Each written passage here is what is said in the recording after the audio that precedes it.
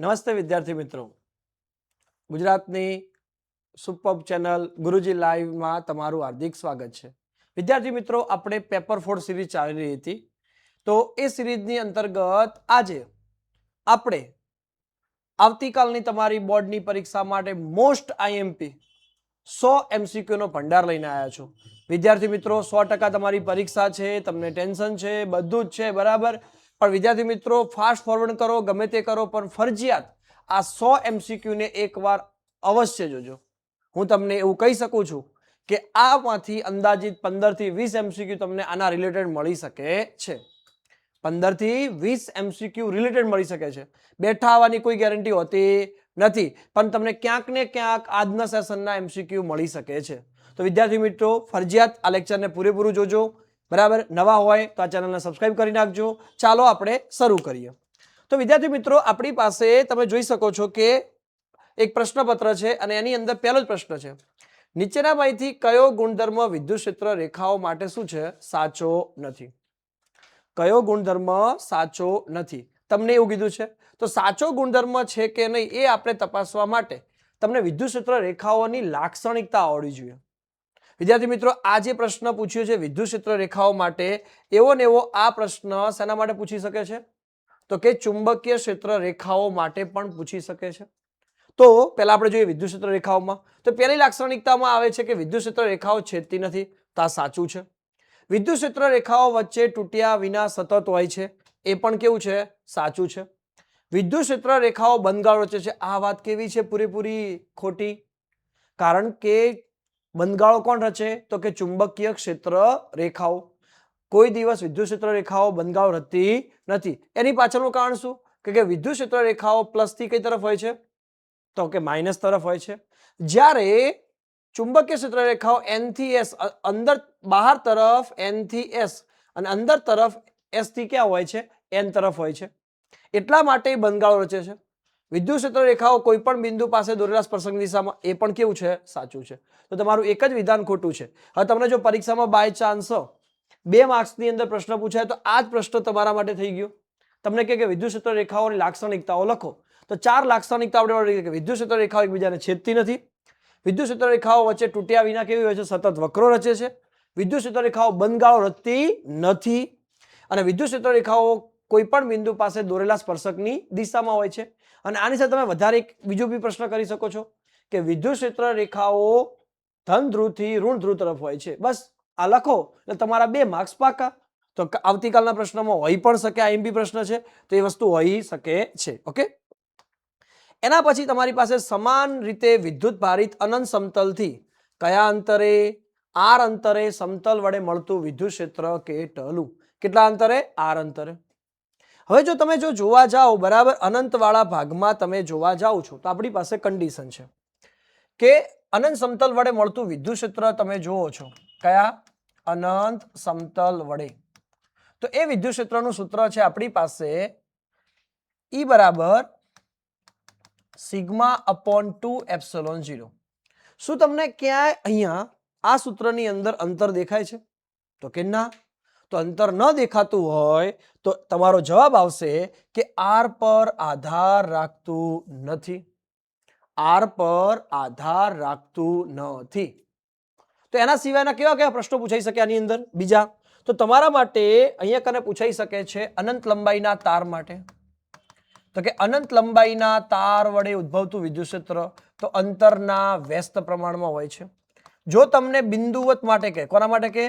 બિંદુવત વિદ્યુતભાર માટે, તો E બરાબર શું થાય? કે Q અપોન r². એટલે કે E એ અંતરના વર્ગના શું છે? વ્યસ્ત. કે બિંદુવત વિદ્યુતભાર કે ગોળીય કવચની ક્યાં કહે? બહાર કહે, અથવા નક્કર ગોળા માટે કહે. આ બધા માટે અંતરના વર્ગના કેવું હોય છે? વ્યસ્ત પ્રમાણમાં હોય છે. તો માત્ર એક નથી આપણી પાસે. અનંત સમતલ આવી ગયો, અનંત લંબાઈનો તાર આવી ગયો, બિંદુવત વિદ્યુતભાર આવી ગયું, ગોળીય કવચની બહાર, અંદર નહીં, કે ગોળીય કવચની અંદરના ભાગમાં વિદ્યુત ક્ષેત્ર શૂન્ય હોય છે, અને નક્કર ગોળા માટે બહારના ભાગની અંદર પણ અંતર છે.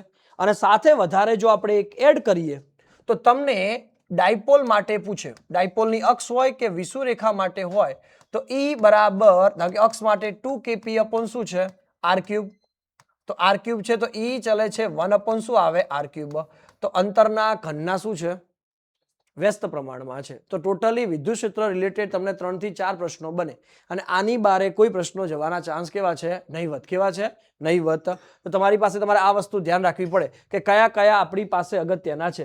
એક કયું છે ડાયપોલ માટે અંતરના ઘનના વ્યસ્ત પ્રમાણમાં, પછી કયું હતું અનંત સમતલ વડે તો અંતર પર આધારિત નથી, અનંત લંબાઈના તાર માટે અંતરના વ્યસ્ત પ્રમાણમાં, બિંદુવત માટે તો અંતરના વર્ગના વ્યસ્ત પ્રમાણમાં અને ગોળીય કવચના બહારના ભાગમાં પણ અંતરના વર્ગના વ્યસ્ત પ્રમાણમાં હોય છે. ઓકે, તો વિદ્યાર્થી મિત્રો આપણે આગળ વધીએ.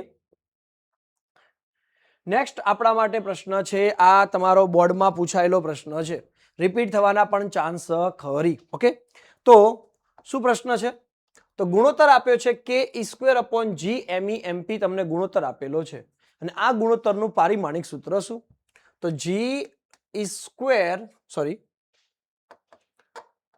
K² અપોન શું છે G ME MP. હવે તમે જો આને અંતર વડે ભાગી દો ને તો K² અપોન r² અને G ME MP અપોન શું કરી શકો છો તમે r². તો આ ઉપરનું બળ છે ને વિદ્યુત બળ છે, નીચેનું એ ગુરુત્વ બળ છે. હવે બળ હોય તો એના એકમ કેવા હોય સમાન હોય અને એકમ સમાન હોય તો પારિમાણિક સૂત્ર શું થાય તો પરિણામ રહિત થાય. શબ્દ બે આવી શકે, એક તો શું આવી શકે પરિમાણ રહિત, નીટમાં ઘણી વખત આવા શબ્દો વાપરતા હોય છે પરિણામ રહિત, અને બીજું આવે છે M0 L0 T0 A0, આવો પણ ઓપ્શન થઈ શકે છે. તો બંનેમાંથી તમે કોઈ એવું બી લખી શબ્દોમાં આપે કે પરિણામ રહિત તો પણ શું આવે સાચું, અથવા આપે M0 L0 T0 A0 એ પણ શું છે તમારા માટે સાચું છે. તો આપણા માટે આ પ્રશ્નનો ઓપ્શન કયો તમને જોવા મળશે તો કે ડી ઓપ્શન. કયો જોવા મળશે તમને ડી ઓપ્શન તમને જોવા મળે છે. ત્યારબાદ વિદ્યુત ક્ષેત્રની તીવ્રતાનું પારિમાણિક, કયું કીધું છે વિદ્યુત ક્ષેત્રની તીવ્રતાનું તમને પારિમાણિક સૂત્ર પૂછ્યું છે.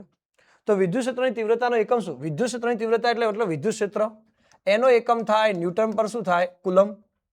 હા ન્યૂટન પર કુલમ, તો ન્યૂટનનું શું થશે તો કે M1 L1 T - 2, કુલમનું શું થાય તો કે A1 T1, ભેગું કરો શું બનશે M1 L1 T ઉપર જશે તો -3, તો અહીંયા કણ શું થશે A-1, તો 1131 શું આવશે આપણા માટે 1131 તમને આન્સર મળશે. તો કયો ઓપ્શન આપણા માટે થશે આપણા માટે તો કે બી ઓપ્શન. કયો ઓપ્શન મળશે તમને બી ઓપ્શન. તો 1131 તમને બી ઓપ્શનમાં મળે છે. ઓકે, એના પછી તમારી પાસે પ્રશ્ન આવેલો છે અહીંયા ડાયપોલ માટે. આપેલ વિદ્યુત ડાયપોલની અક્ષ પર x અંતરે અને વિદ્યુત ક્ષેત્રની તીવ્રતા છે અને વિષુવરેખા પર y અંતરે મળતી વિદ્યુત ક્ષેત્રની તીવ્રતા સમાન છે. મતલબ કે અક્ષ પર અને વિષુવરેખા પરના બિંદુએ વિદ્યુત ક્ષેત્રની તીવ્રતા કેવી છે સમાન. તો તમને એવું પૂછ્યું છે અહીંયા રિયલમાં પ્રશ્નની અંદર એક વધારો થાય કે આ સમાન હોય તો શું થાય, તો તમારે ગુણોત્તર લેવાનો. શું લેવાનો છે ગુણોત્તર. ગુણોત્તર કયો લેવાનો છે તો x જેમ y અથવા x ભાગ્યા y, આવું તમારે શોધવાનું થાય. એની અંદર આપ્યું પ્રિન્ટિંગ એરર છે બરાબર, તો કે x જેમ y અથવા x અપોન y તમારે શોધવાનું થાય. તો આ પણ બોર્ડમાં પૂછાયેલો જ MCQ છે. તો શું બની શકે તો આપણે જોઈએ. ચલો, અક્ષ પરના બિંદુએ વિદ્યુત ક્ષેત્ર લઈએ ને આપણે તો 2kp અપોન r ક્યુબ, પણ અંતર કયું કીધું x ક્યુબ, અને અહીંયા આપણી પાસે kp અપોન y ક્યુબ, પણ આ બંને કેવા છે તો કે સમાન. કેવા છે સમાન. અક્ષ પરનું અને આપણે વિષુવરેખાનું સમાન કર્યું છે તો kp क्या होगा उड़ जाएगा. कहाँ पे उड़ जाएगा पेपर में से. અહીંયાથી 2 ના 2 x ક્યુબ ક્યાં જશે ઉપર, નીચે શું આવશે y ક્યુબ. બંને બાજુમાં ઘનમૂળ કરો અથવા ક્યુબ રૂટ, તો ઘનમૂળ કરો તો 2 ની કેટલી ઘાત થાય તો કે 1/3 ઘાત થાય બાય 1, x અપોન શું આવે y, અથવા તમે લખી શકો છો ઘનમૂળમાં 2 ભાગ્યા 1 અથવા ઘનમૂળમાં 2 જેમ 1. આ તમારો જવાબ આવે કોનો x જેમ y માટે. તો તમને કયો ઓપ્શન દેખાય છે આની અંદર, આ જવાબ દેખાતો એવો તો એક જ ઓપ્શન છે. કયો છે એ, કયો છે એ ઓપ્શન તમને જોવા મળે છે. ક્લિયર વિદ્યાર્થી મિત્રો, ધ્યાન રાખવા જેવા બાબત છે. સારા એવા MCQ છે બરાબર, પરીક્ષાની અંદર પૂછાઈ પણ શકે છે. તો પૂરેપૂરું આપણે ધ્યાન રાખી શકાય છે. ઓકે, ચલો આગળ વધીએ આપણે. આપણી પાસે અનંત લંબાઈના રેખીય માટે તમને આપેલું છે. શું આપેલું છે આ બેઠે બેઠો તમારો દાખલો છે. એક અનંત લંબાઈના રેખીય વિદ્યુતભાર 2 સેમી અંતરે 9 × 10⁴ ન્યૂટન પર કુલમના વિદ્યુત ક્ષેત્ર ઉત્પન્ન કરે છે. તો રેખીય વિદ્યુતભારની ઘનતા કેટલી? બરાબર. તો E બરાબર આપણી પાસે સૂત્ર છે 2k λ/r. લેમ્ડાને કરતા કરો, રેખીય વિદ્યુતભાર ઘનતા લેમ્ડા કહેવાય. ER અપોન શું થાય? 2k. એની કિંમત કેટલી? એની કિંમત તમને આપી છે, કેટલી આપી છે? સોરી, 9 × 10⁴. અંતર કેટલું આપ્યું છે? તો કે 2 સેમી. તો 2 × 10⁻2 ભાગ્યા 2 અને k ની કિંમત 9 × 10⁹. 9 9 2 2 ઉડી જશે. 9 ક્યાં જશે? ઉપર.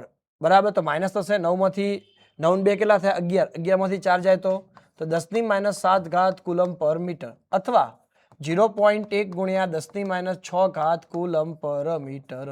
તો 0.1 શું થશે? માઇક્રો કુલમ પર મીટર.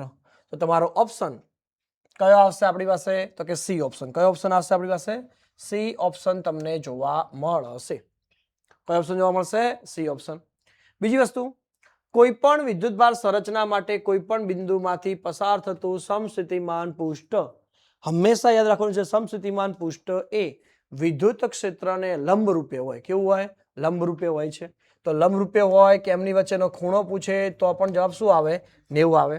એના પછી નીચે પૈકી અણુ વિદ્યુત ક્ષેત્રની ગેરહાજરીમાં કાયમી વિદ્યુત ડાયપોલ ચાક માત્રા ધરાવે. આ देखो કાયમી ડાયપોલ ચાક માત્રા ધરાવવા માટે તમારે હંમેશા કેમિસ્ટ્રી પર થોડું જવાનું. સાહેબ કેમિસ્ટ્રી ફિઝિક્સમાં? હા, કેમિસ્ટ્રીની અંદર તમને જે આયનિક બંધ બનતો હોય, મતલબ કે આયનની આપલે કરતા હોય, એ શેમાં આવશે? કાયમીમાં. અને આયનની આપલે ના કરે પણ સહસંયોજક બંધ બનાવે કે એવું કંઈ આવે, બરાબર, તો એ શેમાં જશે?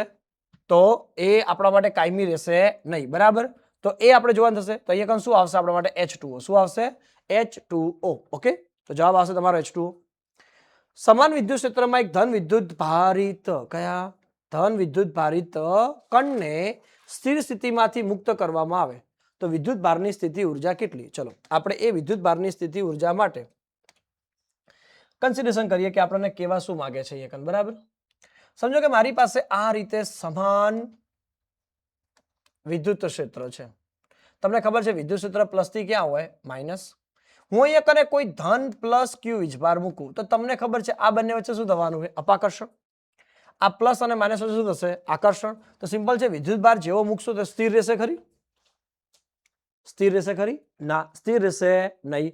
કેમ કે આ વિદ્યુતભાર ઉપર અપાકર્ષણ બળને કારણે આમ જાય અને આકર્ષણને કારણે આમ જાય. તો મતલબ એ સ્થિતિ ઉર્જાની હોય. કઈ હશે એની? ગતિ ઉર્જા.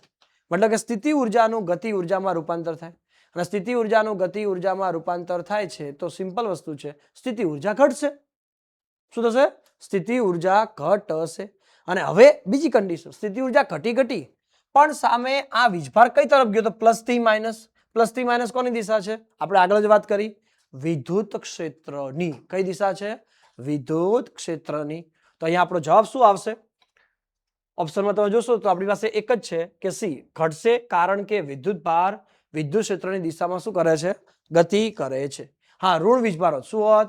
ઋણ વીજભાર હોત તો સિમ્પલ જવાબ શું આવત? અહીંયા કને શું થોત?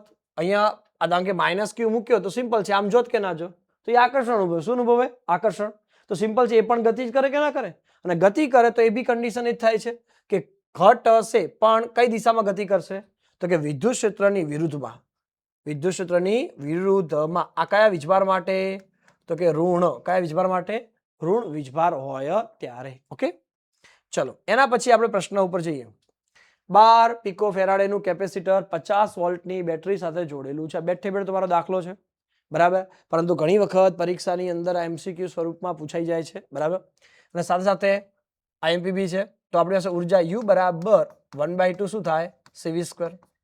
1/2 12 × 10⁻12. અહીંયા કને 50 ગુણ્યા શું થશે? 50. તમે જો હિસાબ કરવા જાઓ તો અહીંયા કને આપણી પાસે શું બની શકે? કારણ કે 6 5 5 25 25 સંગ 150 એટલે કે 150 0 0 10⁻12. અહીંયા કને 15 × 10⁻9 અથવા 1.5 × 10⁻8. બેમાંથી જે ઓપ્શન હોય તમારો વેલિડ ગણાશે. તો તમે જોઈ શકો છો આપણી પાસે 15 × 10⁻9 વાળો ઓપ્શન દેખાય છે. કયો ઓપ્શન દેખાશે તમને? સી. કયો દેખાશે? સી જેટલો તમને જોવા મળી શકે છે. ક્લિયરિટી. હવે આગળ વધીએ આપણે. કયા પ્રશ્ન તરફ આપણે આવ્યા છીએ? 11મો. ચલો 11મા પ્રશ્ન તરફ જઈએ તો 2 પિકોફેરાડે 3 પિકોફેરાડે અને 4 પિકોફેરાડેના કેપેસિટરને કેવો જોડ્યો છે? તો કે સમાંતર. શું જોડ્યો છે? સમાંતર. સમાંતરમાં શું થાય? સમાંતરમાં સીધે સીધો સરવાળો. શું થાય? સીધે સીધો સરવાળો. એટલે કે C ઇક્વિવેલન્ટ બરાબર C1 plus C2 plus C3. તો C1 ની કિંમત કેટલી છે? તો કે 2, 3 અને કેટલા થાય? 4. તો શું જવાબ આવશે? 9 પિકોફેરાડે. રેડી કે નહીં? પરંતુ બાય ચાન્સ આ પ્રશ્નમાં શું પૂછ્યું હોત? શ્રેણી. શું પૂછ્યું હોત? શ્રેણી પૂછ્યું હોત તો શ્રેણી પૂછ્યું હોત તો તમારી પાસે 1/2 પછી શું થોત? 1/3. કેમ કે શ્રેણીમાં 1/C1 પ્લસ 1/C2 પ્લસ 1/ શું થાય? C3. અહીંયા કને 1/3 1/4. લસ્સા કેટલો આવે? તો કે 12 નો આવત. અહીંયા 12 કરવા માટે કેટલા વડે ગુણવા પડોત? 6. અહીંયા 12 કરવા માટે 4. અહીંયા 12 માટે 3. 6 ને 4 10 ને 3 કેટલા થાય? 13. તો 13 ભાગ્યા 12. પણ ઉલટું કરવું પડે. તો તમારો જવાબ 12 ભાગ્યા 13 આવતો. જો આ જ પ્રશ્નમાં શું પૂછ્યું હોત? શ્રેણી. તો પરીક્ષાની અંદર પ્રશ્ન ધ્યાનથી શું કરવો? વાંચવો. શું કરવો? વાંચવો. અને શક્ય બને તો પ્રશ્નની નીચે અંડરલાઈન કરો તો તમને ખબર પડે કે ભાઈ મારે આ જવાબ લાવવાનો છે. ભૂલ ના થાય. ઉતાવળે આંબા ન પાકે. એટલે ઉતાવળ કરીને પૂરું નહીં કરવાનું. હા, પણ એટલું એ ધીમું નહીં કરવાનું કે પેપર પૂરું જ ના થાય. તો એ પણ જોવાનું છે. 1 કલાકની મર્યાદા હોય છે. તો 1 કલાકની મર્યાદામાં સંપૂર્ણ રીતે ધ્યાન રાખી શકાય છે. ઓકે, ચલો એના પછી આગળ વધીએ તો 12મો પ્રશ્ન. ઇલેક્ટ્રોનની નીચે આપેલી લાક્ષણિકતા પૈકી કઈ લાક્ષણિકતામાં વાહકતા પ્રવાહ નક્કી કરે છે? વાહકતા પ્રવાહ એટલે કે કોઈ વીજભારના વહનને કારણે. હવે વીજભારને વહનને કારણે જ્યારે પણ પ્રવાહની વાત કરતા હોય તો હંમેશા કયા વેગની વાત કરતા હોય છે આપણે? ડ્રિફ્ટ વેગ. શું કરતા હોય છે આપણે? ડ્રિફ્ટ વેગ. અહીંયા એવું નથી ગુણધર્મો બદલાય એના માટે નથી. કોઈ એવું કીધું હોત કે ભાઈ તાપમાનના ફેરફાર કે અવરોધમાં ફેરફાર થાય તો ઉષ્મીય વેગ આવત. પણ અહીંયા ઉષ્મીય વેગનું કોઈ મહત્વ નથી. તો એ કયા વેગ આવશે આપણા માટે? ડ્રિફ્ટ વેગ જ આપણા માટે આવશે. ઓકે, ચલો એના પછી 13મો પ્રશ્ન છે આપણી પાસે. શું કન્ડિશન છે 13મા પ્રશ્નમાં? તમને 13મા પ્રશ્નની અંદર એવું કીધું છે 1 સેન્ટીમીટર ગુણ્યા 1/2 સેન્ટીમીટરના લંબચોરસ આડછેદ પર કેટલી લંબાઈનો? 10 લંબાઈ ધરાવતા ધાતુના સળિયાની સામસામેની બાજુઓ વચ્ચે. કઈ સામસામેની બાજુઓ વચ્ચે એક બેટરી જોડેલી છે. તો સળિયાનો અવરોધ કેટલો? હવે સળિયાનો અવરોધ નક્કી કરવા માટે પહેલી કન્ડિશન શું છે આપણી પાસે? જો ધારો કે આપણે કોઈ પણ આ રીતે લેવામાં આવે છે. ઉદાહરણ તરીકે આ સમઘન ટાઈપનું હશે તો એમાં એક લંબાઈ બને, એક પહોળાઈ બને ને એક શું બને? ઊંચાઈ. ઇમેજિન કરી દો કે આપણી પાસે જે માપ આપણને જે દેખાય છે બરાબર, એ કન્સિડરેશન આપણે કરીને ચાલો છો. તો આટલેથી આ માપ જે તમને દેખાશે બરાબર, એ શું છે? એની લંબાઈ. લંબાઈ કેટલી આપી? 10 સેમી. આ એની પહોળાઈ છે. પહોળાઈ કેટલી આપી? 1 સેમી. અને આ વચ્ચેનું જે માપ આપ્યું છે એ કેટલું છે? 1/2 સેન્ટીમીટર. તમને કંઈક આ રીતે આપેલું છે. હવે એટલું ધ્યાન રાખવાનું આવા પ્રશ્નની અંદર, અથવા આકૃતિ ખાલી તમને સમજાવવા માટે છે કે કેવા શું માંગે છે. આવા પ્રશ્નની અંદર તમારે માત્ર ને માત્ર શું કરવાનું? તો એક જ કામ કરવાનું. નાનું તો પહેલા આગળ ડેટા લખો. 10 ગુણ્યા 1 ગુણ્યા 1/2. હવે આમાં હંમેશા બે શરત બને. જો તમને આ 10, તમને ખબર છે કે અવરોધ લેવો હોય ને તો R બરાબર રો L અપોન શું લેવાય? A. તો R ચલે છે L અપોન A. હવે સિમ્પલ છે કે આ વધુ હશે અને આ કેવું હશે? ઓછું હશે. તો R કેવો બનશે? તો કે મહત્તમ. કેવો બનશે? મહત્તમ. અને જો તમે આ શરતની અંદર R ચલે છે L અપોન A માં, આ L કેવો લઈ લો? નાનો. અને A કેવો લઈ લો? મોટો. તો આ ભાઈ શું બનશે? તો કે લઘુત્તમ. શું બનશે? લઘુત્તમ. એક તમને મહત્તમ દેખાય એટલે વધુ અને ઓછું હોય, એક બાજુમાં નાનું એટલે કે ઓછું અને વધુ હોય, તો આ ભાઈ શું થઈ જાય? લઘુત્તમ. હવે આપણે પ્રશ્ન ઉપર જઈએ તો જો તમને એવું કીધું હોય કે લંબાઈ L અને આ બંને થઈ ક્ષેત્રફળ A બને, તો સિમ્પલ છે કે તમારો જવાબ કેવો આવે? તો કે મહત્તમ આવે. શું આવે? મહત્તમ તમને જોવા મળી શકે છે. આ કન્ડિશનમાં મહત્તમ મળે. પણ ઉલટું વિચારો, બરાબર, કે 1/2 ગુણ્યા 1 ગુણ્યા કેટલા છે 10. જો તમને આ આપ્યું હોત L અને આ આપ્યું હોત તમને A, તો સિમ્પલ છે કે આ શું આવત? લઘુત્તમ. શું આવત? લઘુત્તમ. હવે ઓપ્શન ઉપર જઈએ. ચલો, પહેલા જ્યારે બેટરી 1 સેન્ટીમીટર ગુણ્યા 1/2 સેન્ટીમીટર બાજુ વચ્ચે જોડેલી હોય ત્યારે મહત્તમ હોય. તો આ શરત થઈ ગઈ પહેલી જ.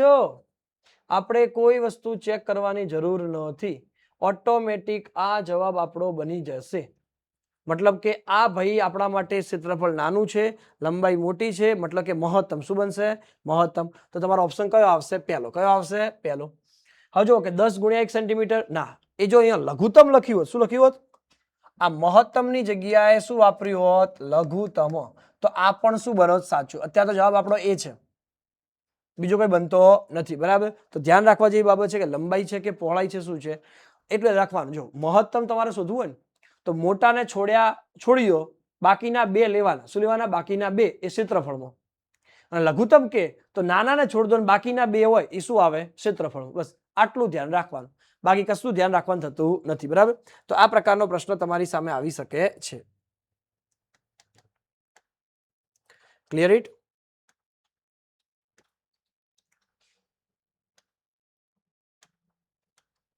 ચલો આપણે પાછા આગળ વધીએ.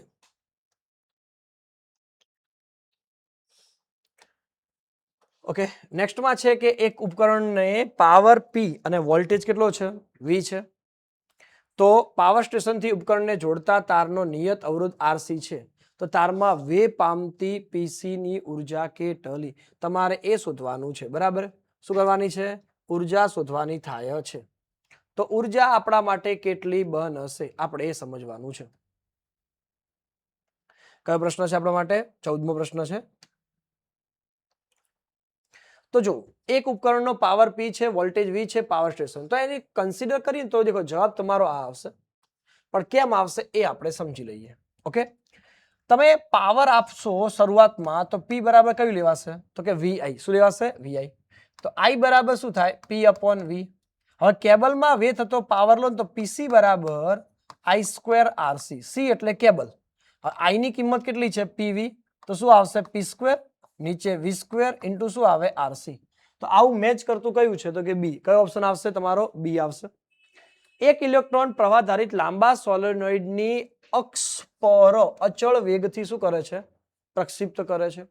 તો તેના પર લાગતું બળ કેટલું થાય એ વસ્તુ છે આપણા માટે. તો તમને ખબર હોય કે F બરાબર Q, કયું સૂત્ર છે આપણે? તો કે V × B. હવે તમને એ ખબર હોવી જોઈએ કે સોલેનોઇડની અક્ષ પર સોલેનોઇડનું ચુંબકીય ક્ષેત્ર અક્ષને સમાંતર હોય. કેવું હોય? અક્ષને સમાંતર. હવે સમજો કે આ આપણી પાસે સોલેનોઇડ છે, ઉદાહરણ તરીકે આ પ્રકારનો સોલેનોઇડ છે અને એની આ અક્ષ છે. શું છે? અક્ષ છે. હવે આ અક્ષ પર જ ચુંબકીય ક્ષેત્ર સમાન છે. B અને આ બંને એક જ દિશામાં છે અને તમને એવું કહે છે કે અહીંયા કને V જેટલા વેગથી તમે તો બંનેની દિશા એક થઈ કે અલગ અલગ થઈ? એક જ થઈ ને. જો બંનેની દિશા એક જ થઈ હોય તો QVB sin 0. sin 0 ની કિંમત 0 થાય. મતલબ કે બળ શું થઈ જાય? 0. અને બળ 0 થાય તો અચળ વેગથી ગતિ શું રાખશે? તો કે ચાલુ. શું રાખશે? ચાલુ રાખશે. તો સોલેનોઇડની અક્ષ પર ઇલેક્ટ્રોન અચળ વેગથી ગતિ શું રાખે છે? ચાલુ રાખે છે. શું રાખે છે? ચાલુ રાખે છે. ઓકે, તો તમારો આન્સર એ રીતે નક્કી થઈ શકશે. એના પછી આગળ વધીએ તો આપણે શૂન્ય અવકાશમાં એકબીજાથી કેટલા અંતરે તમને કહે છે? 1 મીટર અંતરે મૂકેલા. કેટલા અંતરે મૂકેલા? 1 મીટર અંતરે મૂકેલા સમાંતર મૂકેલા બે ખૂબ જ લાંબા સીધા અને અવગણ્ય આડછેદમાંથી 1 મિલી એમ્પિયર પ્રવાહ. તો તમારે બળ શોધવાનું છે. તો બળ માટે આપણી પાસે સૂત્ર છે FAB બરાબર μ0 IA IB L. શું છે? 2πd. હવે અહીંયા કને FAB અંતર આપેલ નથી, બાય L લઈ લેશું આપણે. μ0 ની કિંમત 4π ગુણ્યા 10⁻⁷. IA ની કિંમત કેટલી? તો 1 મિલી છે, તો મિલી માટે 10⁻3. બીજાના પણ 10⁻3. 2π નું 2π ને અંતર આપ્યું છે તમને 1 મીટર અંતરે. 2π કેન્સલ, કેટલા વધે? 2. તો 2, 7 ને 3 10 ને 3 13. તો 10⁻ કેટલી આવે? 13 ઘાત. તમારો જવાબ 2 ગુણ્યા 10⁻13 તમને મળી શકે છે. ઓકે, તો ઓપ્શન કયો આવશે આપણા માટે? સી ઓપ્શન તમને જોવા મળશે. ચલો એના પછી આપણી પાસે જોવા જઈએ તો તમને ચુંબકીય ક્ષેત્ર આપ્યું છે. ક્ષેત્રને લંબ રૂપે 3 ગુણ્યા 10⁻7 મીટર પ્રતિ સેકન્ડની ઝડપથી ગતિ કરતા ઇલેક્ટ્રોનનો તમને દળ આપ્યું છે અને સાથે એનો વીજભાર આપ્યો છે. તો પરિભ્રમણની તમારે આવૃત્તિ શોધવાની છે. તો પરિભ્રમણની આવૃત્તિ V બરાબર સૂત્ર છે QB/2πm. શું છે? QB/2πm. Q એટલે વીજભાર 1.6 ગુણ્યા 10⁻19. B એટલે ચુંબકીય ક્ષેત્ર તો કે 4 ગુણ્યા 10⁻4. 2 પાઈની કિંમત 3.14 અને આની કિંમત થશે 9 ગુણ્યા 10⁻31. જો તમે આખો હિસાબ કરવા જાઓ તો 0.1132 આવે. કેટલું આવે? 0.1132. ઓકે, હવે ઘાત ઉપર જો તો 31 ક્યાં જશે? ઉપર. તો -31 ના શું થઈ જાય? પ્લસ 19 ને 4 કેટલા થાય? તો કે 23. 31 માંથી 23 જાય તો કેટલા વધે? 31 માંથી કેટલા જાય? 23 જાય તો કેટલા વધે? તો કે 10⁸. 2 પોઈન્ટ કાપી લો તો 11.32 ગુણ્યા 10⁶ અડધ. આને ભેગું કરી દો તો 11.32 મેગા અડધ. ઉતાવળ નહીં કરવાની. અહીંયા કાન જુઓ કે 1.132 અહીંયા 11.32 બરાબર. તો ભૂલ થવી જોઈએ નહીં. ઓપ્શન કયો આવશે તમારો? B option. કયો આવશે? બી ઓપ્શન તમને જોવા મળશે. ગેલ્વેનોમીટરનું એ મીટરમાં રૂપાંતર માટે G2 ક્યાં જવું છે? એ. તો જો ગેલ્વેનોમીટરનું એ મીટરમાં તમારે રૂપાંતર કરવું હોય તો કેવો જોઈએ? તો કે નાનો અવરોધ. કેવો અવરોધ? નાનો અવરોધ. પરંતુ કેવા જોડાણમાં? સમાંતર. તો લઘુ અવરોધ પ્લસ સમાંતર. લઘુ અવરોધ પ્લસ શું થાય? સમાંતર. પણ જો આના જ વસ્તુ તમને G2 શું પૂછ્યું હોત? V. એટલે ગેલ્વેનોમીટરનું વોલ્ટમીટરમાં રૂપાંતર કરવાનું કીધું હોત તો? જો ગેલ્વેનોમીટરનું વોલ્ટમીટરમાં રૂપાંતર કરવાનું કીધું હોત તો કેવો અવરોધ? તો કે મોટો અવરોધ અથવા ગુરુ અવરોધ અને પ્લસ કેવો જોડવો પડે આપણે? તો કે શ્રેણી. શું જોડવો પડે? શ્રેણી. કેમ કે આમાં પ્રવાહ ઘટાડવાનો હોય અને આમાં પ્રવાહ શું કરવો પડે છે? આપણે વધારવો પડે છે.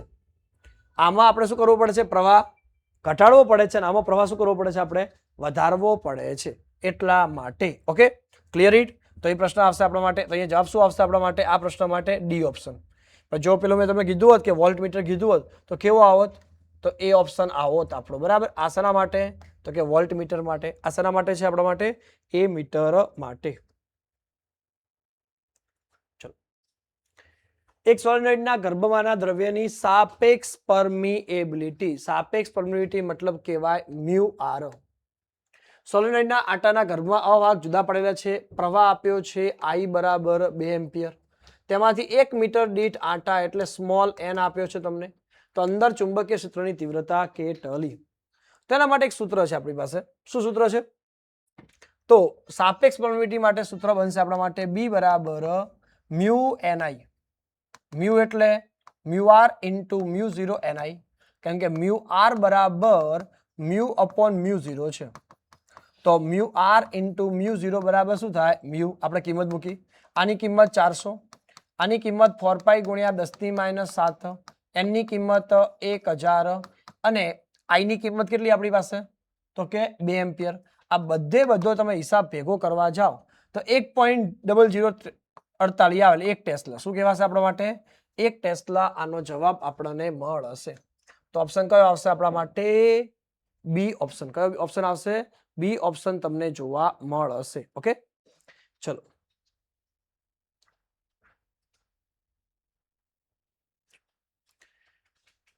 આગળ વધીએ. તમારી પાસે બીજી કન્ડિશન શું આપેલી છે? આડછેદનું ક્ષેત્રફળ આપ્યું છે, L લંબાઈ આપ્યું છે, બરાબર. અને આટાની સંખ્યા n ધરાવતા સોલેનોઇડમાં આત્મપ્રેરકત્વ L વધે છે. L વધે છે. તો આત્મપ્રેરકતાનું સૂત્ર શું છે? તો L બરાબર મ્યુ 0 n² AL. આ સૂત્ર છે. તો તમે સાહેબ કે હવે આવું કંઈક ભણ્યા તો ખરી અમે સૂત્ર. તમે દાખલામાં બી આગળના લેક્ચરમાં ભણાયેલું છે. જો ના આવડતા દાખલા જોઈ લેજો. બરાબર. મોસ્ટ MP દાખલા છે પાછા. તો એ પ્રમાણે તમે જોવા જાઓ તો તમને શું થાય કે L વધે છે. શું થાય છે? વધે છે. હવે L વધે છે તમે એવું કહી શકો સાહેબ એ વધે કેમ કે બંને L એ A ના સમપ્રમાણો છે, L એ L ના સમપ્રમાણો છે, લંબાઈ અને ક્ષેત્રફળ. તો વધશે ખરી? ના, વધતું નથી, ખોટું છે. તો તમારે કન્ડિશનમાં શું લેવું પડે? આને ચેન્જ કરવું પડે. L બરાબર mu 0 capital N square A upon L. આ ઇમ્પોર્ટન્ટ છે. તો L એ A ના સમપ્રમાણમાં છે, L એ સ્મોલ l ના વ્યસ્ત પ્રમાણમાં છે. હવે શોધો.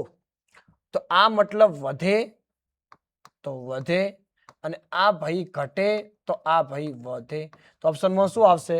ક્ષેત્રફળ શું થતું હશે? વધતું હશે અને L ઘટતું હશે. તો ઓપ્શન કયો આવશે તમારો? તો કે બી ઓપ્શન. શું આવશે? B option. આ ભૂલ કરતા નહીં, નહીતર જવાબ શું પડશે? ખોટો. કેમ? એમાં સ્મોલ n જવાબદાર છે. સ્મોલ n શું આપે છે? એકમ લંબાઈ દીઠ. શું આપે છે? એકમ લંબાઈ દીઠ. ઓકે, આગળ વધીએ. તમારી પાસે પ્રશ્ન છે. એક પરિપથમાં 0.1 સેકન્ડમાં 5 એમ્પિયરથી 0 એમ્પિયર પ્રવાહ થાય છે. વારંવાર પૂછાયેલો છે. એક વખત આની રકમ બદલેલી છે. શું કર્યું તું જુઓ. આપણી પાસે E બરાબર માઇનસ L શું સૂત્ર છે? D I upon D T. અહીંયા કને E ની કિંમત 200, L નું L. ડીઆઈ એટલે કેટલા થાય? 5 થી 0 એટલે -5. ડીટી ની કિંમત 0.1. તો કે 200 ગુણ્યા 0.1 માઇનસ માઇનસ પ્લસ એટલે 5. તો L બરાબર તમારો જવાબ આવે 4 હેનરી. શું આવે? 4 હેનરી. પણ તમને ખબર છે એક વખત શું કર્યું છે? 200 ની જગ્યાએ કેટલા વોલ્ટ કરી નાખ્યા? તો કે 100 વોલ્ટ. કેટલા કરી નાખ્યા? 100 વોલ્ટ. અને 100 વોલ્ટ કરે તમારી શું વાટ લાગે? તમે કેટલું ઠીક કરીને આવો? 4. ઉતાવળમાં ના જોવો તો. પણ રિયલમાં જવાબ એ વખતે 100 વોલ્ટમાં કેટલો આવતો હતો? 2. પણ અત્યારે તમારો જવાબ કેટલો આવે છે? 4. કેટલો આવે છે? 4. તો ધ્યાન રાખવાનું કે ભૂલ થવી જોઈએ નહીં. Clear it? ઓકે, તો આગળ વધીએ. ચલો, કયો પ્રશ્ન છે આપણી પાસે? 22મો. કમલા એક સ્થિર સાયકલને પેડલ મારે છે. બરાબર, બેઠે બેઠો દાખલો છે તમારો. આ સાયકલના કેટલા આટા છે? 100 આટા છે. તો કેપિટલ N બરાબર કેટલા આપે છે? 100. ક્ષેત્રફળ આપ્યું છે 0.10 મીટર સ્ક્વેર એટલે એ ડાયરેક્ટ. ધરાવતી ગુંચલા સાથે ગુંચલો અડધા આટા પ્રતિ સેકન્ડ. આ રિયલમાં તમને ઓમેગા આપ્યું છે 0.5, પરંતુ આટા પર શું આપ્યું છે? સેકન્ડ. અને એ વખતે તમારે 2 પાઈ વડે ગુણવું પડે. તો આ શું બની જાય? રેડિયન પર સેકન્ડ. હવે 0.5 ગુણ્યા 2 એટલે 1. 1 ગુણ્યા પાઈ એટલે 3.14 રેડિયન પર સેકન્ડ. તો જવાબ તમારો કેટલો આવે? 3.14. પહેલો તો એ આનો નહીં, ખાલી આનો. ગુંચલાનું ચુંબકીય ક્ષેત્ર લંબ રૂપે એટલે શું આપ્યું તમને? બી. તો ગુંચલામાં પેદા થતો મહત્તમ વોલ્ટેજ. તો ગુંચલાની અંદર મહત્તમ વોલ્ટેજ જનરેટર વાળું કહેવાય. શું કહેવાય? જનરેટર. જનરેટરમાં મહત્તમ વોલ્ટેજ E0 બરાબર NAB ઓમેગા. N ની કિંમત કેટલી? તો કે 100. ક્ષેત્રફળ 0.10. B ની કિંમત 0.01. આની કિંમત 3.14. ભેગું કરો તો 0.314 વોલ્ટ. કેટલા કહેવાય? 0.314 વોલ્ટ તમારો જવાબ આવશે. Clear it? બરાબર. તો કોઈક વાર આ પ્રશ્ન તમને 2 માર્ક્સના દાખલામાં પૂછી શકે, નસીબ સારા હોય તો, અથવા 1 માર્ક્સના શું પૂછી શકે છે? વિકલ્પમાં પૂછી શકે છે. બરાબર. તો બંને વસ્તુ તમને જોવા મળે છે. ઓકે વિદ્યાર્થી મિત્રો, તો જોઈએ આગળ. બરાબર, ચલો વિદ્યાર્થી મિત્રો આપણે આગળ વધીએ. આપણે 23મો પ્રશ્ન આવ્યા છીએ. શું કહે છે તમને 23મા પ્રશ્નની અંદર? 2 સમકેન્દ્રીય ગોળાકાર ગુંચલા, એક નાની ત્રિજ્યા R1 નું અને બીજી મોટી ત્રિજ્યા R2. આ એક, બીજું. આની ત્રિજ્યા R1 છે, આની ત્રિજ્યા R2 છે. હવે જ્યાં R1 લેસ ધેન R2 છે, મતલબ કે R2 મોટા છે, તો કેન્દ્ર થાય તો સમઅક્ષીય મૂકવામાં આવે છે તો ગોઠવણનું અન્યોન્ય પ્રેરકત્વ કેટલું? અન્યોન્ય પ્રેરકત્વ શોધવા માટે તમારે ફ્લક્સ શોધવું પડે. તો ઇમેજિન કરો કે આપણે R2 માંથી I2 જેટલો પ્રવાહ પસાર કર્યો. તો આના કારણે ચુંબકીય ક્ષેત્ર કેટલું ઉદ્ભવે? કેન્દ્ર પર. તો કે B2 બરાબર μ0 I2 upon 2R2. આ કેન્દ્ર પર ચુંબકીય ક્ષેત્રનું સૂત્ર આવ્યું. અને આના કારણે આની સાથે સંકળાતું ફ્લક્સ કેટલું? તો કે φ1 લઈએ કે B2 ક્ષેત્રફળ A1. B2 ની કિંમત કેટલી? તો કે μ0 I2 upon 2R2. ક્ષેત્રફળ કેટલું આનું તો કે પાઈ r1 સ્ક્વેર ભેગું કરો તો μ0 પાઈ r1 સ્ક્વેર અપોન 2r2 બરાબર શું થાય i2 અહીંયા કને i1 અને આપણી પાસે અન્યોન્ય પ્રેરકત્વ માટે અન્યોન્ય પ્રેરકત્વ માટે સૂત્ર છે આપણી પાસે શું છે તો કે m બરાબર n51 અપોન શું થશે તો કે i2 એકમાં સંકળાયું છે બીજાની અસર છે અહીંયા કને આપણી પાસે n તો કે આટા એક જ છે તો 51 જ લેશું તો કે μ0 પાઈ r1 સ્ક્વેર અપોન 2r2 કેમ કે i2 ઉડી જશે તો તમારો જવાબ આ આવે આ 2 માર્ક્સની અંદર દાખલો પણ પૂછાય છે અને MCQ પણ પૂછાય છે તો શું જવાબ આવશે μ0 પાઈ r1 સ્ક્વેર 2r2 તો ઓપ્શન નંબર કયો આવશે તમારો બી કયો આવશે બી ઓપ્શન તમને જોવા મળશે તો ધ્યાન રાખી શકાય છે બે વસ્તુ આપણે જોવા મળશે ઓકે ચલો ગુડ વન 25.48 મિલી હેનરીનો એક શુદ્ધ ઇન્ડક્ટર તથા 8 ઓહમનો શુદ્ધ અવરોધક 50 હર્ટ્ઝ આવૃત્તિના એક એસી સ્ત્રોત સાથે શ્રેણીમાં પરિપથમાં વિદ્યુત પ્રવાહ I અને વોલ્ટેજ V વચ્ચેનો કળા તફાવત તમારે લાવવાનો છે તો કળા તફાવત માટે સૂત્ર છે tan phi બરાબર XC માઇનસ XL પણ XC નથી તો શું આવશે XL upon R XL ની કિંમત ઓમેગા L upon R અહીંયા 2 પાઈ V L upon R 2 3.14 આવૃત્તિ 50 L ની કિંમત 25.48 ગુણ્યા 10 ની કેટલી ઘાત તો કે -3 ભાગ્યા 8 આખે આખો હિસાબ કરો તો તમને કેટલો જવાબ આવે 1 કેટલો આવશે 1 અને 10 ની કઈ કિંમત માટે તમને 1 બને તો તમારો જવાબ આવશે phi બરાબર કેટલા આવશે 45 કેટલા આવશે 45 ઓકે તો આપણો જવાબ આવશે અહીંયા કને 45 ડિગ્રી તો આ પણ આપણા માટે અગત્ય બની જશે ઓકે તો એ વસ્તુ થશે ચલો બીજું 12 વોટના બલ્બ સાથે જોડેલા સ્ટેપ ડાઉન ટ્રાન્સફોર્મરનો આઉટપુટ વોલ્ટેજ 24 વોલ્ટ છે કેટલો વોલ્ટ છે 24 વોલ્ટ છે તો તમને એવો પ્રશ્ન પૂછ્યો છે મહત્તમ પ્રવાહ કેટલો તો પહેલા તો તમારે જુએ પાવર P બરાબર શું છે VI રિયલમાં VRMS અને IRMS છે આ થિયરી પણ IMP છે IRMS તમે શોધો છો તો P અપોન શું થાય તો કે VRMS પાવર કેટલો 12 આ કેટલું 24 0.5 અને IRMS એટલે IM અપોન શું થાય √2 IM ને કરતા કરું તો 0.5 ગુણ્યા √2 તો IM બરાબર કેટલા આવે તો કે 0.707 અથવા 0.71 એમ્પિયર લખી શકો છો આ કેટલું આવશે આપણા માટે IM શું આવશે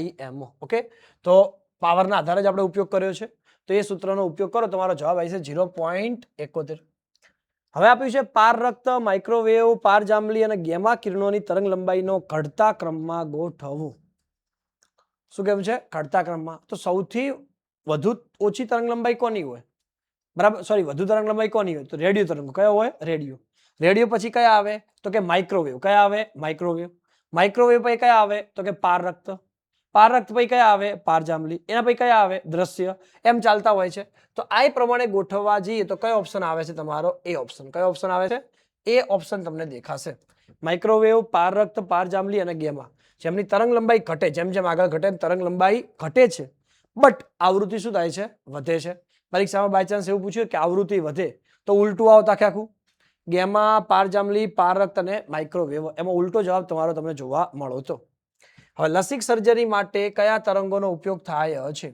તો કયા થાય છે તો કે પારજાંબલી કયા થાય છે પારજાંબલી કઈ સર્જરી માટે લસિક સર્જરી માટે કયા તરંગોનો ઉપયોગ થાય છે તો કે પારજાંબલી તરંગોનો ઉપયોગ થાય છે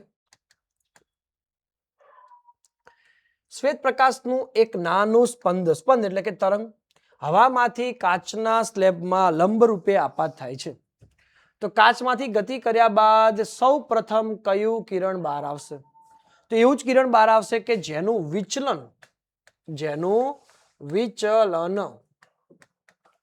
સૌથી ઓછું થાય અને સૌથી ઓછું વિચલન કોનું થાય તો કે લાલ તો સૌ પ્રથમ કોણ આવશે લાલ એવું પૂછ્યું કે સૌથી છેલ્લે કોણ આવે એવું પૂછ્યું હોત તો એ વખતે તમારો જવાબ શું આવત જાંબલી સૌથી છેલ્લે સૌથી પહેલામાં કોણ આવશે લાલ ઓપ્ટિકલ ફાઇબરના ગર્ભના દ્રવ્યનો વક્રી ભવનાંક ઓપ્ટિકલ ફાઇબર તમને ખબર હોવી જોઈએ કે ઓપ્ટિકલ ફાઇબરમાં કંઈક આવું આવે આ વચ્ચેનો ભાગ શું કહેવાય ગર્ભ આ શું કહેવાય આવરણ ગર્ભનો વક્રી ભવનાંક આવરણના વક્રી ભવનાંક કરતા શું હોય છે?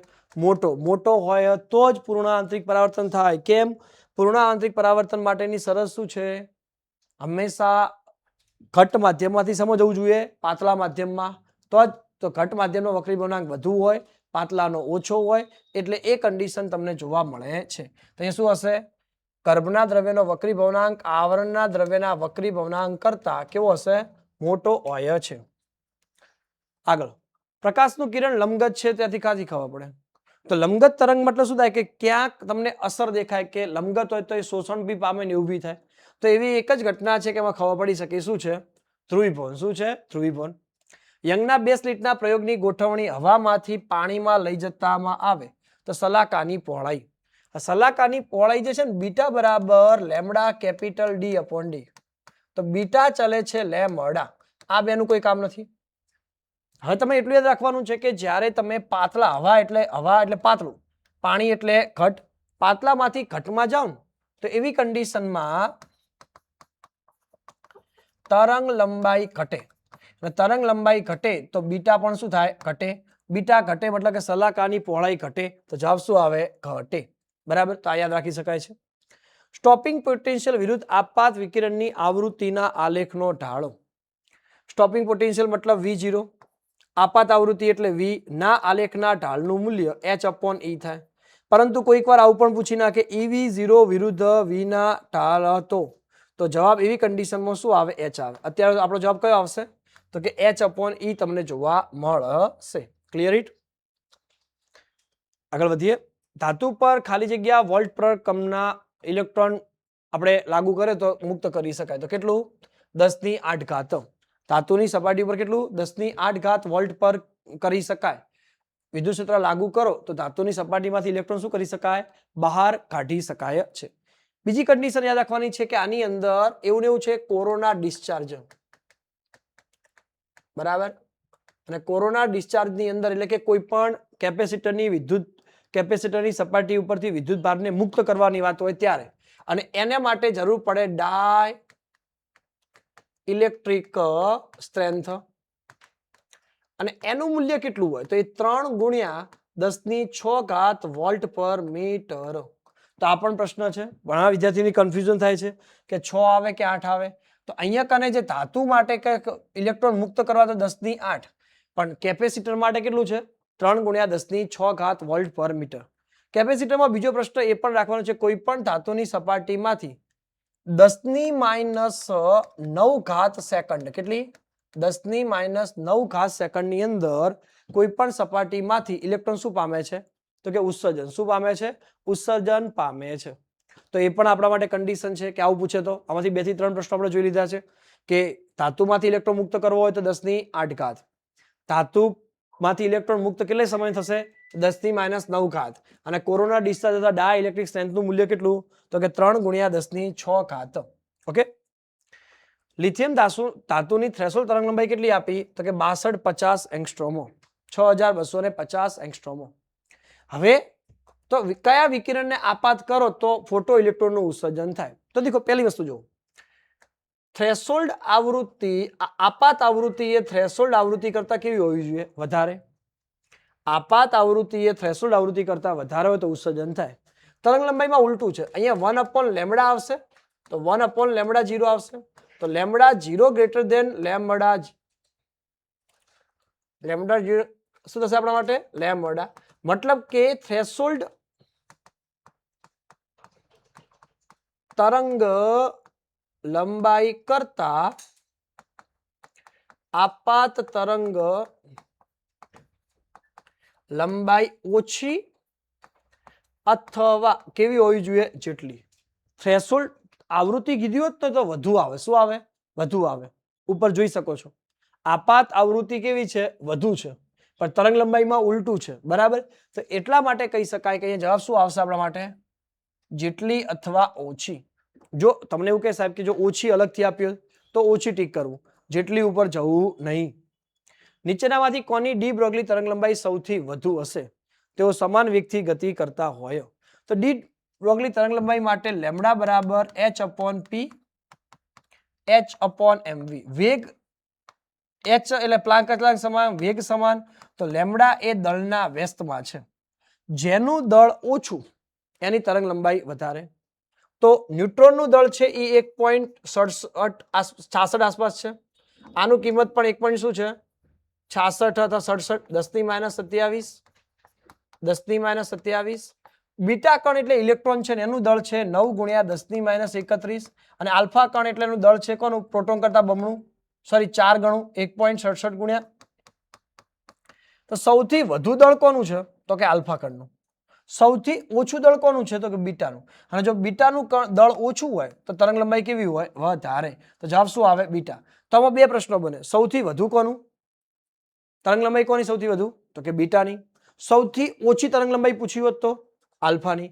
અને કોની તરંગ લંબાઈ સમાન છે તો કોણ આવે ન્યુટ્રોન અને પ્રોટોન. શું આવે ન્યુટ્રોન અને પ્રોટોનની દળ લગભગ સમાન હોવાને કારણે તરંગ લંબાઈ પણ કેવી થશે સમાન. ચલો એક પ્રયોગમાં photo electric cut off voltage કેટલા આપ્યા છે તમને 1.5. કેટલા આપ્યા છે 1.5 આપ્યા છે. તો ઉત્સર્જાયેલા ફોટો ઇલેક્ટ્રોનની મહત્તમ ગતિ ઉર્જા કેટલી. देखो गति ऊर्जा માટે પહેલી કન્ડિશન છે કે મેક્સ બરાબર ev0. આના કેટલા વોલ્ટ છે 1.5. તો પહેલો જવાબ તમારો બને 1.5 ev. આવા ઓપ્શન પૂછતા હોય છે. 1.5 નું 2 પણ કરે છે, 3 બી કરે છે, 1 પણ કરે છે. તો ધ્યાન રાખવાનું પહેલો આન્સર આ રહ્યો સાચો છે. પણ આમાં કોઈ પણ ઓપ્શન મેચ નહીં થતા. અહીંયા 1.5 જૂલ છે લા ના આવે, 2.4 ev ના આવે બરાબર. આ પણ નહીં આવે કારણ કે ev માં છે. તો બીજું કયું થાય તો 1.5 ગુણ્યા 1.6 ગુણ્યા 10⁻19. તો સમજા કે એ અને સેમ છે ના, એકમ કયો આવે જૂલ. અને આનો ગુણાકાર કરો તો 2.4 ગુણ્યા 10⁻19 જૂલ. તો તમારો ઓપ્શન કયો મેચ થાય છે સી. કયો થાય છે સી સાથે. હાઇડ્રોજન પરમાણુની ધરા અવસ્થાની ઉર્જા માઇનસ કેટલી છે 13.6 ev છે. આ અવસ્થામાં ઇલેક્ટ્રોનની ગતિ ઉર્જા અને સ્થિતિ ઉર્જા કેટલી. તો ગતિ ઉર્જા અને સ્થિતિ ઉર્જા તમને પૂછી છે તો તમારે યાદ રાખવાની છે કે ગતિ ઉર્જા k બરાબર માઇનસ e એટલે કુલ ઉર્જા, અને સ્થિતિ ઉર્જા u બરાબર 2e. આટલું યાદ રાખો. આની કિંમત માઇનસ 13.6 માઇનસ માઇનસ પ્લસ તો 13.6 ev આવશે k ની કિંમત. અને આની કિંમત 2 ગુણ્યા માઇનસ 13.6 તો જવાબ આવે માઇનસ 27.2. તો ઓપ્શન જોઈ લો આપણી પાસે કયા મેચ થાય છે. ગતિ ઉર્જા 13.6 પ્લસમાં અને આ માઇનસમાં. તો જવાબ કયો આવશે તમારો એ ઓપ્શન. કયો ઓપ્શન જોવા મળશે તમને એ ઓપ્શન તમને જોવા મળશે. ઓકે ચલો સન્મુખ સંઘાતમાં કિસ્સામાં સંઘાત પ્રાચલ લઘુત્તમ એટલે કે b બરાબર 0 ત્યારે થીટા ખાલી જગ્યા રેડિયન. તો સન્મુખ સંઘાતની અંદર અથડામણ થઈ અને શું આવે છે ભાઈ પાછો આવે છે. અને અથડામણ થઈને પાછો આવે તો પાઈ અથવા કેટલો ખૂણો બનશે તો કે 180. શું બને છે 180 ખૂણો બને છે. ઓકે ચલો નેક્સ્ટ વન છે પ્રથમ 3 બોહર કક્ષાઓનો ગુણોત્તર કેટલો. દેખો આમાં બે વસ્તુ છે. બોહર કક્ષાની ત્રિજ્યા કીધી હોત તો કક્ષાની ત્રિજ્યા માટે rn ચલે છે n². તો જવાબ આવે 1/4 આપણો કેટલો આવશે આપણા માટે તો કે 9 એવો જવાબ આવે. પણ કક્ષા કીધી. શું કીધી કક્ષા. તો કક્ષા પહેલી હોય, બીજી હોય, ત્રીજી હોય, ચોથી હોય. તો એવી કન્ડિશનમાં તમારો જવાબ કયો આવશે બી આવશે 1/2/3. અને જો તમને આવર્તકાળ કીધું, શું કીધું હોત આવર્તકાળ, તો એવી કન્ડિશનમાં શું થાય તો આવર્તકાળ ATN ચલે છે n³ છે. તો 1 નો ઘન, 2 નો ઘન 8, 3 નો ઘન 27. તો આ બધા ઓપ્શન આપણી પાસે છે. આ કોના માટે લાગુ પડશે તો કે કક્ષા માટે. આ કોના માટે તો કે ત્રિજ્યા માટે. આ કોના માટે તો કે આવર્તકાળ માટે. કયા કાળ માટે આવર્તકાળ માટે. ઓકે તો અલગ અલગ પ્રકારના MCQ તમારી સામે બની શકે છે. Clear it. ચલો 40મા MCQ તરફ આપણે આગળ વધીએ. શું કહે છે તમને હાઇડ્રોજન પરમાણુની દ્વિતીય કક્ષામાં રહેલ ઇલેક્ટ્રોનનું રેખીય વેગમાનની ચાક માત્રા. રેખીય વેગમાનની ચાક માત્રા એટલે કોણીય વેગમાન. શું થાય? કોણીય વેગમાન. અને બોહરના બીજા અધિતર્ક મુજબ, કયા અધિતર્ક મુજબ? બીજા અધિતર્ક મુજબ, તો L બરાબર NH અપોન શું છે? 2 પાઈ. હવે કઈ કક્ષા કીધી? બીજી. તો 2h અપોન 2 પાઈ, 2 કેન્સલ, તો h અપોન શું આવશે? પાઈ. તો L બરાબર h અપોન પાઈ. તો કયો ઓપ્શન આવશે આપણા માટે? B option. ભારે સ્થાયી ન્યુક્લિયસોમાં પ્રોટોન કરતા વધુ ન્યુટ્રોન ધરાવે છે. આનું કારણ શું? શું કારણ હશે ધ્રુવજી? હા, આનું કારણ શું હોઈ શકે ધ્રુવજી?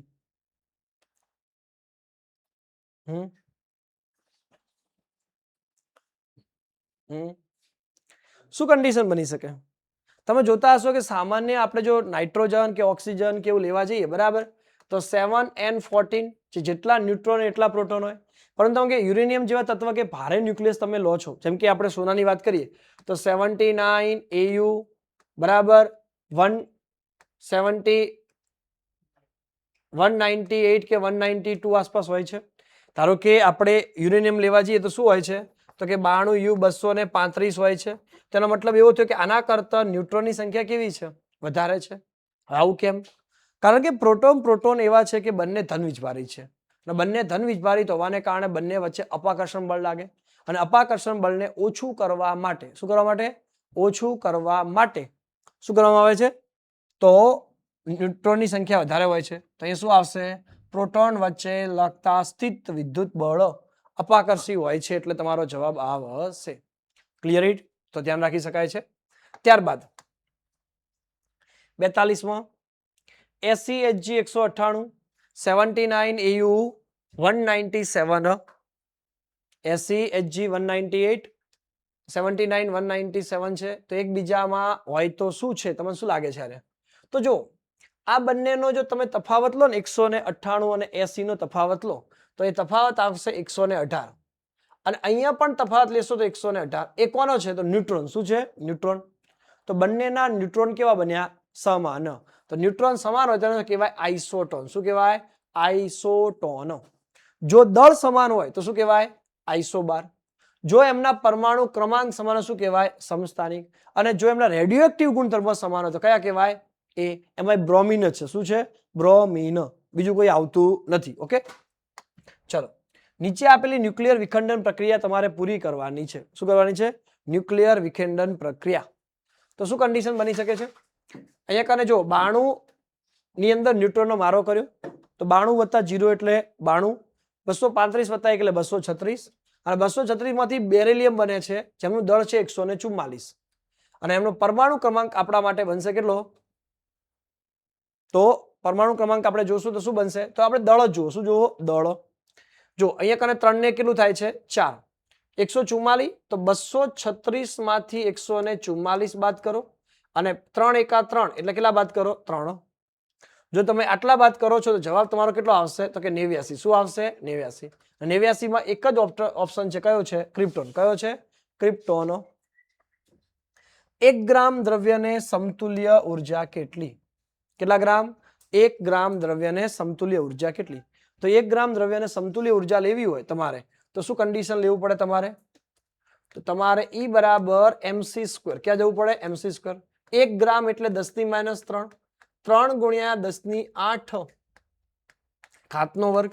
તો 10⁻3 નું 3, 3 નો વર્ગ 9, 8 એટલે 16, 16 માંથી 3 જાય તો 10⁻13 ઘાત જૂલ.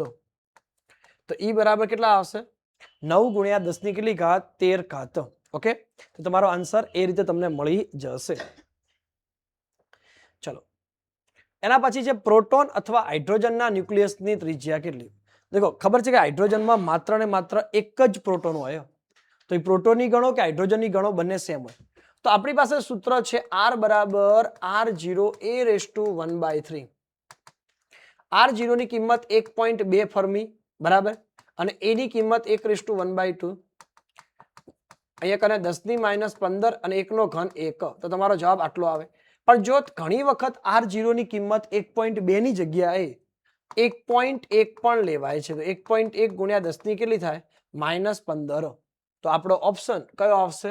એ ઓપ્શન. કયો આવશે? એ ઓપ્શન. Clear it? એના પછી તાપમાન વધારતા સાથે અર્ધવાહકની વાહકતા વધે છે. કેમ વધે છે? કારણ શું કારણ હોઈ શકે?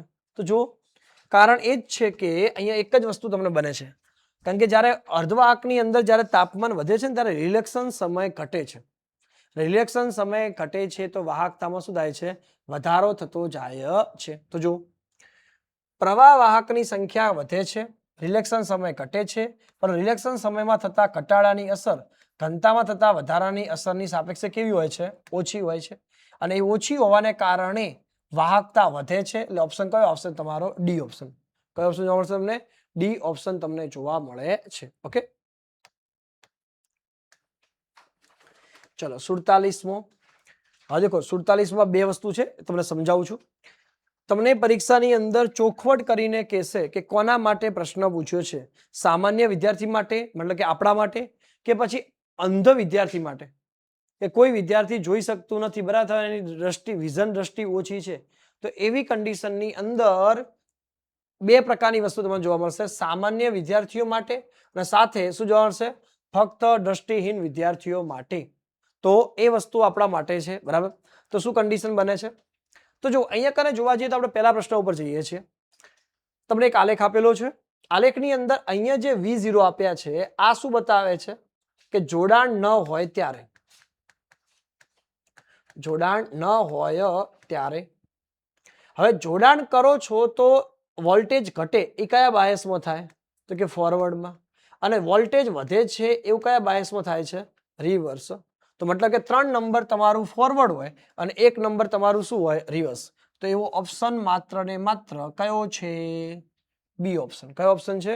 બી ઓપ્શન તમને જોવા મળે છે. ઓકે, ચલો એના પછી આગળ દ્રષ્ટિહીન વાળો જોઈ લઈશું આપણે. એન પ્રકારના સિલિકોન માટે નીચેનામાંથી કયું વિધાન સાચું? દેખો, એન પ્રકાર કેમ તો એમાં 3 બાબત યાદ રાખવાની. એક, અશુદ્ધિમાં પેન્ટાવેલેન્ટ. 2, મેજોરિટી કહે તો ઇલેક્ટ્રોન. 3, અને માઇનોરિટી કહે તો ઓલ. પી પ્રકારમાં આના કરતા થોડું વિરોધાભાસ. 1 નંબરમાં શું આવશે? તો કે ટ્રાયવેલેન્ટ, અશુદ્ધિ. 2 નંબરમાં મેજોરિટી, ઓલ. 3 નંબરમાં માઇનોરિટી શું આવે? ઇલેક્ટ્રોન. આ શરત લાગુ તમને પડે. તો હવે અહીંયા ઓપ્શન ઉપર જો, એન પ્રકાર માટે ઇલેક્ટ્રોન મેજોરિટી પણ ટ્રાયવેલેન્ટ, ના, આ ના આવે. ઇલેક્ટ્રોન માઇનોરિટી, એ તો ના જ આવે. હોલ માઇનોરિટી હા, પેન્ટાવેલેન્ટ હા આવે. તો ઓપ્શન કયો આવશે તમારો? C option. કયો આવશે? C option. આ બાબત તમે ધ્યાન રાખો છો તો કોઈ પણ પ્રકારનો આમાંથી પ્રશ્ન પૂછે તમને 100% આવડે ને આવડે. ક્લિયર ઇટ વિદ્યાર્થી મિત્રો? ચલો આગળ વધીએ. કાર્બન, સિલિકોન અને જર્મેનિયમના દરેકના 4 ને આપ્યું છે, તમને ઉર્જા આપી છે EgC, EgSi અને Eg. તો દેખો, કાર્બનનું જે Eg નું મૂલ્ય છે ને, EgC નું મૂલ્ય એ 5.4 eV છે.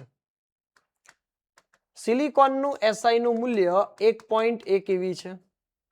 અને જર્મેનિયમમાં Eg નું મૂલ્ય 0.72 અથવા 0.7 eV છે. તો સિમ્પલ છે, આ વધુ એના કરતા અને કરતા આ. તો ઓપ્શન કયો આવે? સી વાળું વધારે હોવું જોઈએ. સી, એસઆઈ અને ઈ. તો કયો ઓપ્શન આવશે તમારો? B option. કયો આવે છે? બી ઓપ્શન તમને જોવા મળશે. ક્લિયર વિદ્યાર્થી મિત્રો? આગળ વધીએ. ખબર તો પડે છે ને? બરાબર.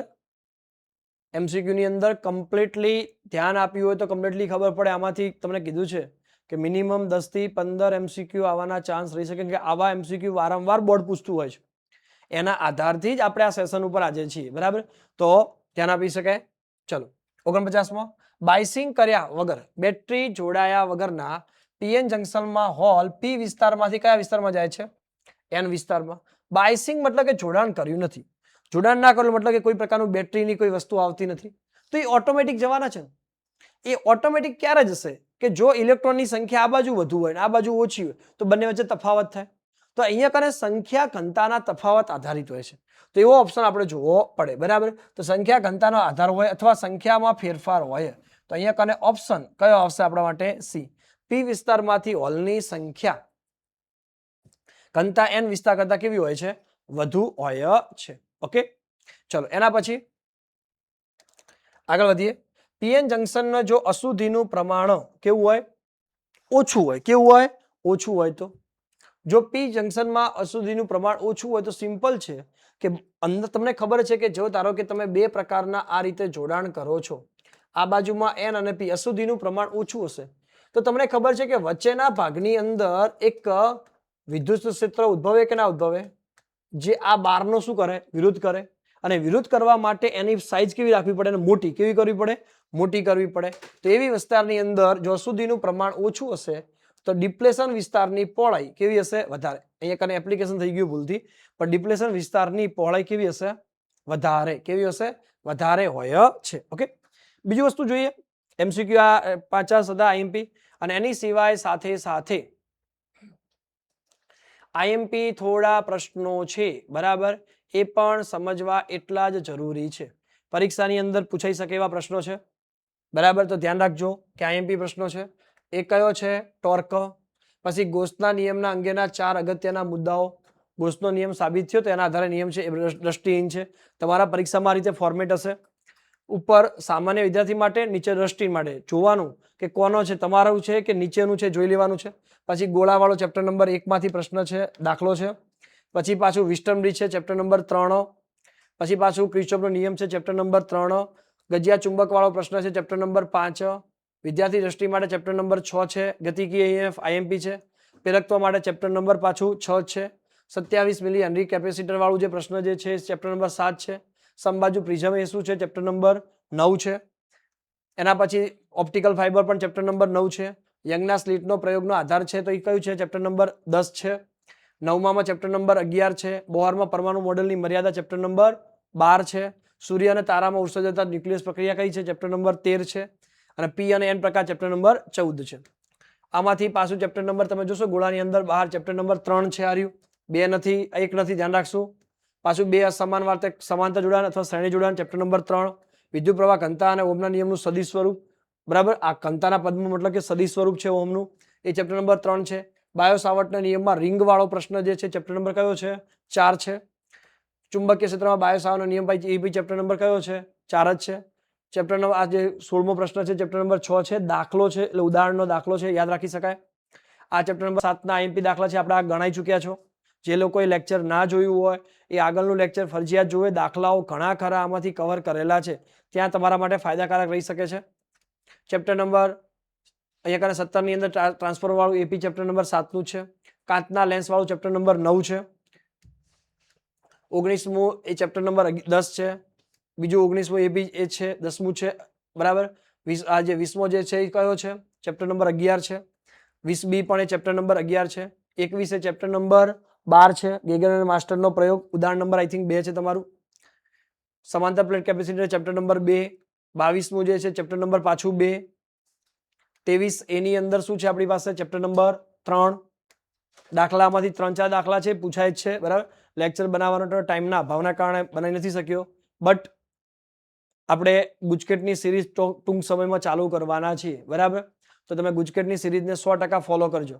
અને ગુજકેટની સિરીઝ પછી આપણે ફરજિયાત નીટની સિરીઝ પણ કરવાના છીએ. ઓકે, એના પછી પાછું ચેપ્ટર નંબર 3 માંથી છે પ્રશ્ન, પછી ચેપ્ટર નંબર 7 માંથી છે, ચેપ્ટર નંબર 9 અને પાછું ચેપ્ટર નંબર તમારા માટે 13. ઓકે, તો આ પ્રકારના પ્રશ્નો તમારી પાસે રહેલા છે.